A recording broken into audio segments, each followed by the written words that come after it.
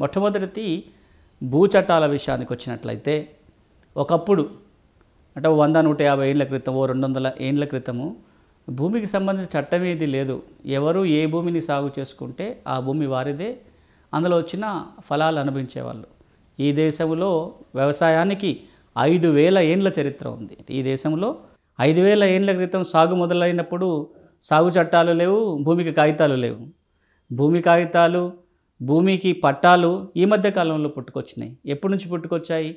రాజరిక పరిపాలన మొదలైన తర్వాత భూమి నుంచి కొంత పన్ను వసూలు చేయాలనే లక్ష్యంతో, లేదా భూమి హక్కులకి రాజ్యం భద్రత కల్పిస్తుంది కాబట్టి కొంత పంట నుంచి కొంత ప్రతిఫలంగా వసూలు చేయాలనే లక్ష్యంతో ఎప్పుడైతే సర్వే సెటిల్మెంట్ చేశామో అప్పటి నుంచే భూమి రికార్డులు పుట్టుకొచ్చాయి. ఆ తర్వాత భూమి చట్టాలు పుట్టుకొచ్చాయి.